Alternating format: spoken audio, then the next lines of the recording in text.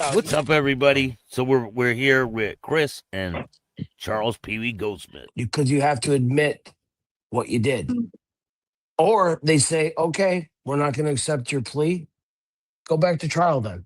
They try to put you in a rock and a hard place, basically. I know It's how not it works. it's not just for motorcycle clubs. I was in federal prison and I had people argue about this all day long, right?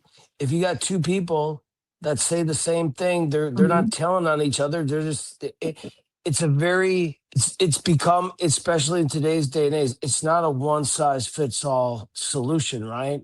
And then it depends on which charter you're in, who you're hanging out with, what Right. side of the fence you're on, which high school girl clique you're in the motorcycle club. Get offended. It's true, right? I don't care. The one thing I can say is bullies end up getting what they're coming in the end. You know what I mean? I've seen more guys telling you what they're gonna do, promise, they're gonna hold their mud, they're gonna do this. Like, to me, you wear a wire on somebody, you don't accept responsibility for your own actions. I don't understand it. Like, when you join that club, you know what you're getting yourself into, don't you, Pee-wee? Yeah. You know, Right? you know what Before you, you even start, when they're like lie detector tests, taking pictures of you, wanting to right. know your mother's They maiden make you name, what they school. make you take one, Chris? They did not make me take a lie detector test. I Roxy had didn't to take have a one. Yeah. Yeah. PeeWee had I to mean, get strapped up to it. I would have taken one, but they took pictures of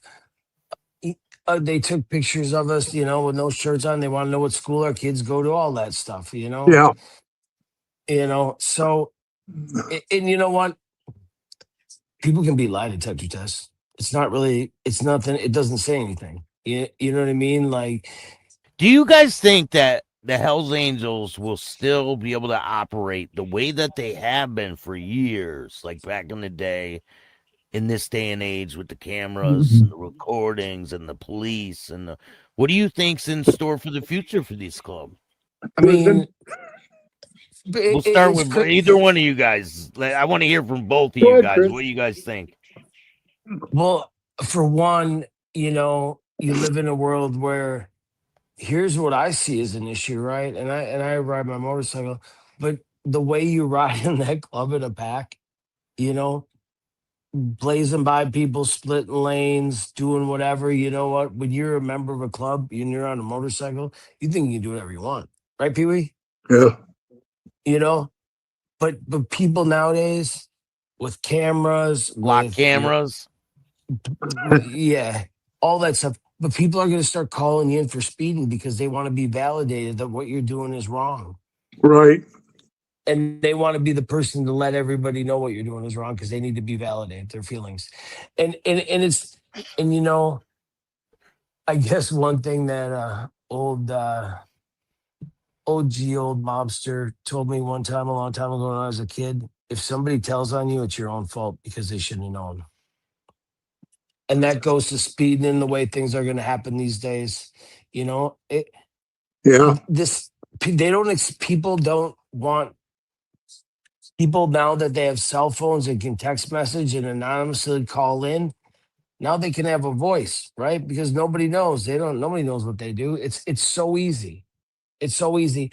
And I mean, look at that fight between the Outlaws and the Pagans in Humboldt Park. Every one of those bikers should be embarrassed of themselves for that pathetic display of a fight for nothing. It was stupid. They should be Nobody got in embarrassed. trouble. I don't think anyone got in trouble, but their faces Well, splattered all over the place, right? nobody got hurt because it was like a pillow fight. It was just a bunch of stupidity. No one got arrested. I believe one Oh, person got hurt. They had blood all over them. He was getting hit with a club, but sure, that happened in grade school.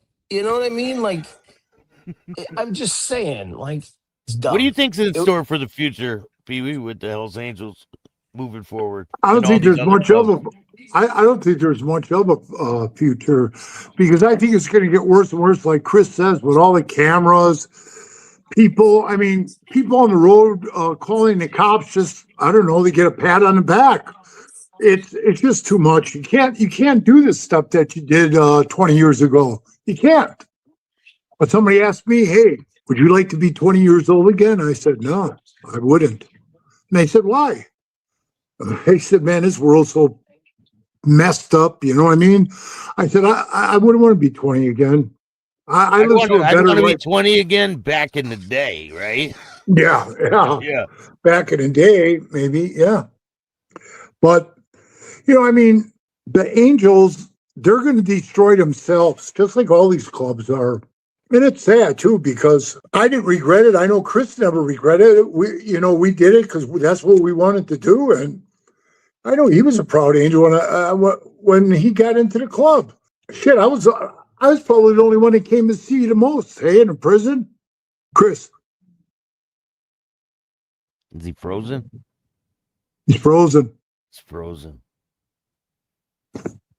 You went and visited him in prison? Yeah, he's free. Yeah, we lost him.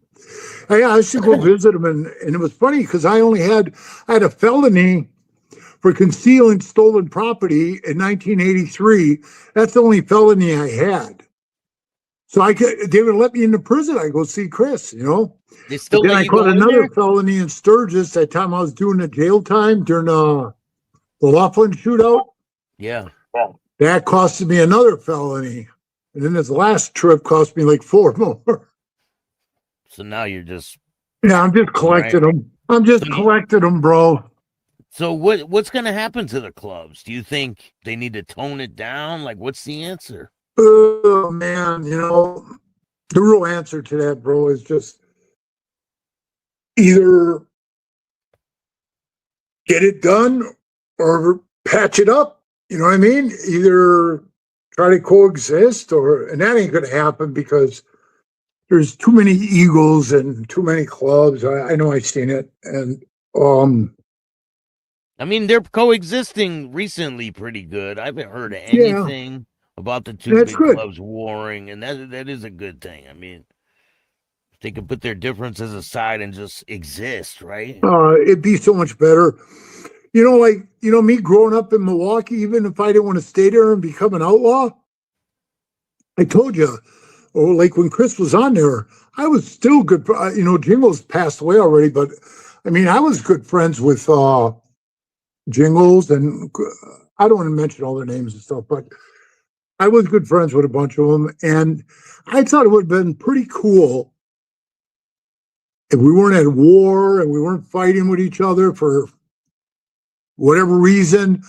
Even me as a Hells Angel, I heard like 3 different reasons. One was, the grease thing. Another one was the guys in Florida. Another one was something else. So why they're fighting, I don't know. But it sure would have been nice if I rode from Las Vegas all the way back to Wisconsin on my bike. I could stop by and go down there, knock on the door. Hey, man, go have a beer and go in there and have a drink with those guys. You guys all have a big run together, right?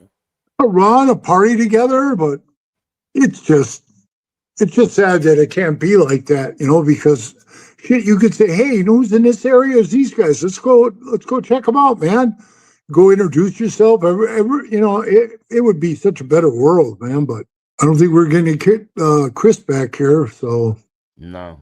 Do you think a club can travel the country and go from club to club and introduce themselves? And No. say if they're not a 1%er, no? You don't think that's possible? No, because God forbid you party with one of the clubs they're at war with.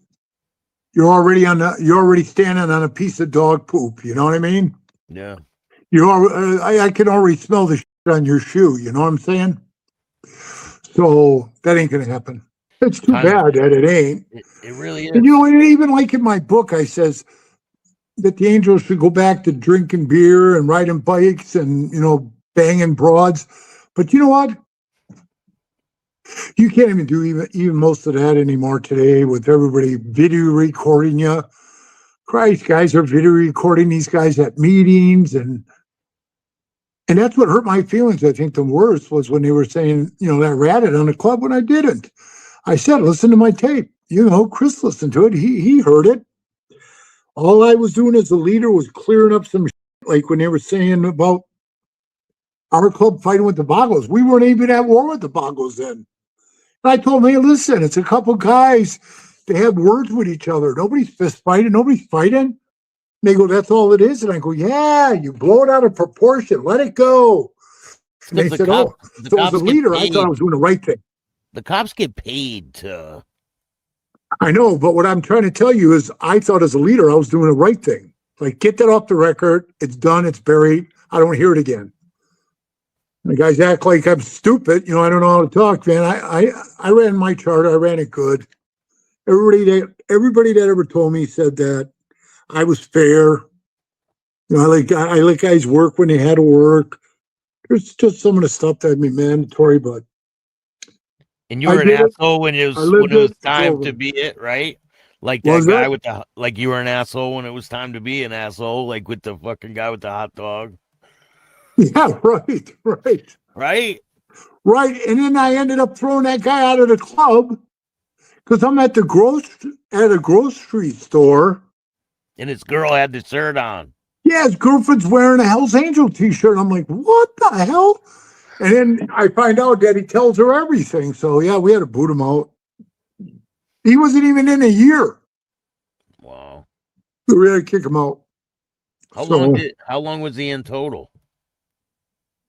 I don't know, about 9 months. So he prospected, right? And then was in for 9 months. Boom, gone. He hung around. For about four months. He was a hang around. And then he was a prospect for like 13 months. You probably shouldn't even let him in, huh? I didn't want to. George wanted me to let him in because he says we got to build a charter. And then when we get better people, then we can shit can the dirtball ones. You know, because we had one in there that I couldn't stand, and he was from California in a different motorcycle club, but he hung around with the Angels in this other charter, Daly City. So I called Daly City because Robert was running it then. He's out of the club now, but great brother. I love that dude. And I called Robert, asked him about it. And he said, oh, the guy's all cleaned up. He ain't a bad guy, just and I really had a gut feeling. See, like my kid did? Yeah. I should have followed up on it, man. He wasn't that great of a member, you know, and now that he's out, now his name is Jenny. Now he's a chick. What? Yeah. So, I mean, you know, so what? He passed the background check and all this other crap. That don't mean nothing, man. You're still, you know, gay or, you know what I mean? Whatever. He didn't pass the Tuckum test. Huh? He didn't pass the Tuckum test. No. He's not going to pass the Adam's apple test either. No. No, he's got a big Adam's apple. But yeah, wow. His name was Jeff. Now it's Jenny. He had his eyebrows plucked, everything. I seen a picture of him. He was an ugly dude. He's an uglier chick. Can you get me a picture of the chick so I can put a picture? Shit, I don't know if I could get a picture of the chick, but I could find one. I think of him right at the end when he got out of the club and he had his eyebrows done. Yeah, find me a picture. I'll try to find you one. That is insane, man. But hey, brother, man, I was hoping we'd get Chris back on here, man. I'm going to sit down and eat, so I didn't eat all day. I appreciate you taking the time, man. No problem, bro. I appreciate you. And go check out his book, Brotherhood, The Greatest Lie Ever Told. It's right here, right where it's saying my name is. That's the website. I'll put a link in the description of this video. All right, thanks, bro. Appreciate it. Bring you right to the book. Thank you, All right, love you, Chris. Later. All right, man. If you like this show, hit the like button, subscribe, hit the notification bell so you can get my videos every time they drop. And if you don't like this show, too bad. Start your own podcast. Peace. Thanks, man.